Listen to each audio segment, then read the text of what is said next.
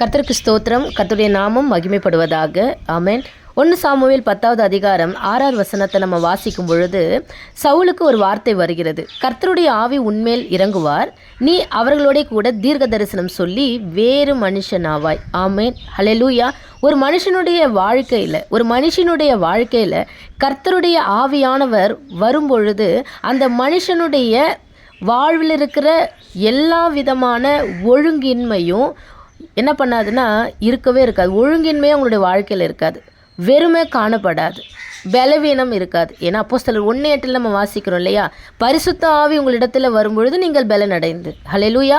சாட்சி சொல்லுகிறவர்களாய் அல்ல, சாட்சியாய் வாழ்கிறவர்களாய் பரிசுத்த ஆவியானவர் மாற்றுகிறார். கர்த்தருக்கு ஸ்தோத்திரம்.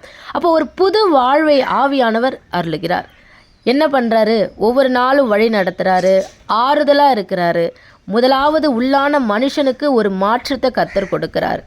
அவன் உள்ளான மனுஷியுடைய வாயிலிருந்து புறப்படுகிற வார்த்தையில் கூட வேறு மனுஷனாக வேறு மனுஷியாக கர்த்தர் மாற்றுகிறார். சிந்தை மாற்றப்படுகிறது, செயல்கள் எல்லாவற்றையும் அவர் மாற்றுகிறார். கர்த்தருக்கு ஸ்தோத்திரம்.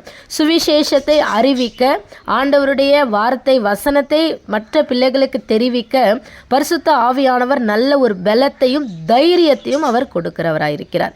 ஆவியின் கனியை கொடுக்கிற தேவன், விடுதலையான ஒரு நிம்மதியான வாழ்க்கை, நல்ல ஒரு சமாதானத்தை கொடுக்கிற தேவன் அவர். ஆமென்.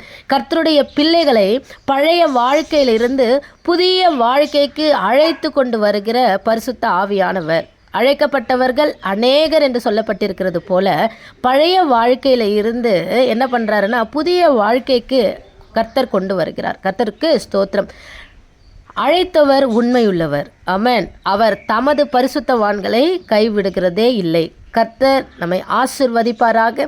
பரிசுத்த ஆவியானவர் பேசுகிறதை, வார்த்தை வசனத்தின் மூலம் நமக்கு வெளிப்படுத்துகிற காரியத்தை, மறுரூபமான காரியத்தை நம்மை கண்டித்து உணர்த்தி பாவ வாழ்க்கையிலிருந்து விடுதலை கொடுக்கிற காரியத்திற்கு, வார்த்தைக்கு, வசனத்திற்கு கீழ்ப்படிவோம்.